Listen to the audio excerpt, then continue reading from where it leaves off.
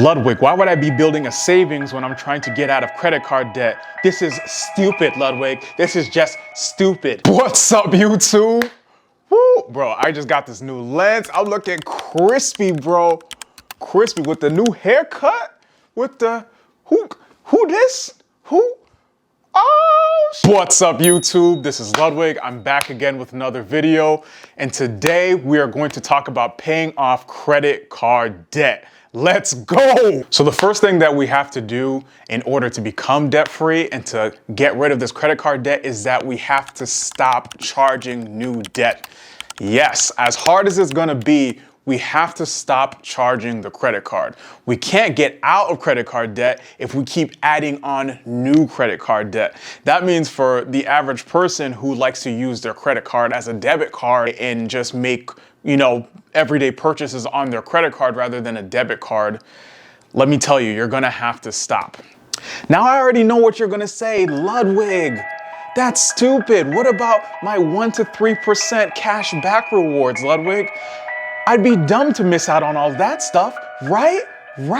Wrong. 1 to 3% cash back is something. It's not gonna make you wealthy. It's not gonna really get you anything appreciable. But if you're in credit card debt and your interest rate is tacking on by a rate of 18 to 25%, getting 1 to 3% back really isn't much. And to put that into better context for you, I have a rewards card, and the reward is somewhere around 3% for some things, but for most things it's about 1%, and it's capped at $2,500.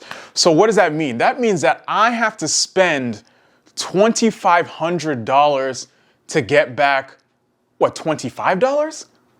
Right?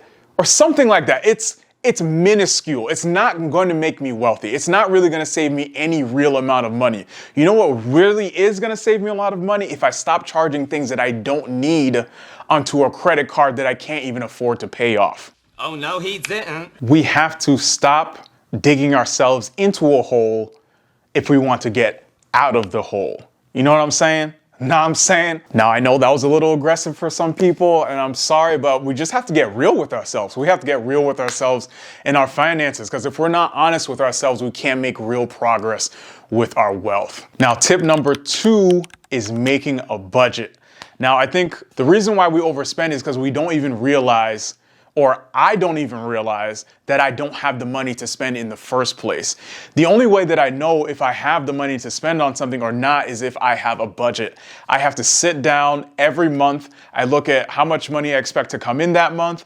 I have to look at all my expenses, my bills, groceries, gas, rent, all that. I have to subtract all of that from my income, and I have to see what's left over, if there's anything left over. Does that money need to go into my savings? Does that money need to go into my investments? Does that money need to go to a large upcoming bill? I have to know where that money is going, because if I don't know where that money is going, I'm going to spend it on things thinking that I have money that I may or may not actually have. So having a budget is going to be the most important wealth building tool I could ever give anybody. I know it could be scary. I know that for some of us, we've been ignoring our finances for so long. The idea of sitting down and looking at everything, it can be terrifying. It can feel overwhelming. But I promise you, it's not going to be as bad as you think. And even if it is a pretty bad situation, you're going to have awareness, and having that awareness is going to help you move forward. You might not be where you want to be right now, but you can move towards that place you want to be. Progress better than perfection. So when we sit down and we make that budget, we take our income, we subtract our expenses, and then whatever is left over from that is called our cash flow. And the cash flow is a very important tool, because that cash flow, the money left over, is what you're going to use to accomplish your financial goals. Now we're going to take this cash flow and we're going to first build a savings. Yes, I know this is counterintuitive. You're like, Ludwig, why would I be building a savings when I'm trying to get out of credit card debt? This is stupid, Ludwig. This is just stupid. Well, I'm going to tell you to listen here, okay? Because like I said, how you have to stop charging new debt in order to get out of the hole, you also need to have some cash reserves, a savings or emergency savings, or like a baby savings, to make sure that if something does come up in your life that you couldn't account for, even in your budget, you have some buffer to prevent you from charging new debt. See, in order to get out of debt, we have to stop charging new debt, and having a savings, even if it's a very small one, I would recommend at least $1,000. And it's a buffer that keeps you from adding on new debt. And if you don't stop adding new debt, then you can't get out of debt. So the first pro tip is to have a budget and then having at least a small savings. I would say at the minimum $1,000. Now the next pro tip is paying extra above the minimum. Now once you've gotten that budget in place, you've gotten a little bit of that emergency or savings buffer to keep you from charging new debt, and you've also stopped charging new debt.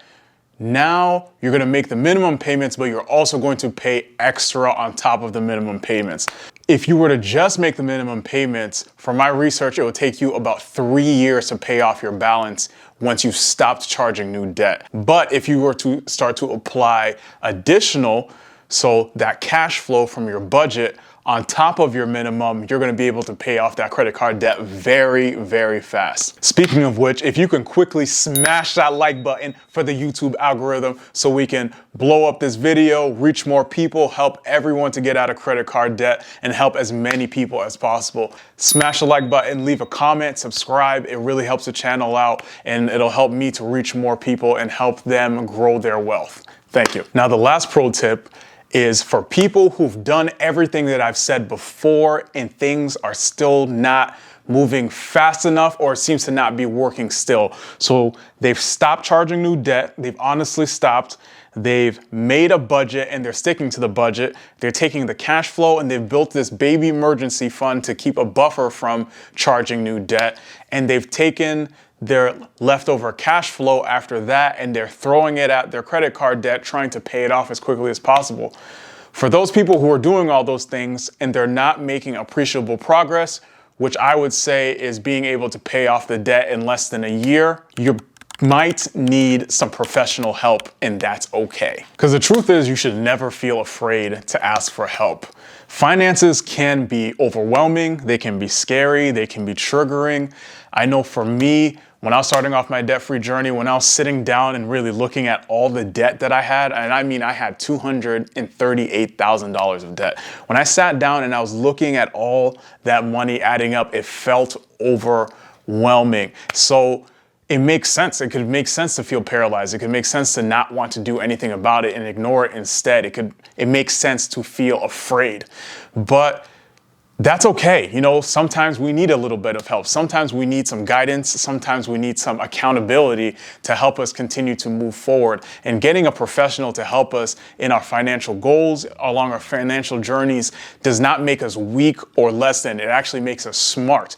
Now, that's all I got for today. Thank you guys for watching. If you enjoyed that, please smash the like button. Again, it helps out the channel a lot. It'll help me reach more people. Please subscribe and hit the notification bell if you enjoyed this video and you want more information like this. But again, just thank you for taking the time to watch a video, taking the time to listen, and it's an honor to be able to teach you guys, and hopefully I can help a few people get to where they want to be with their finances. Peace.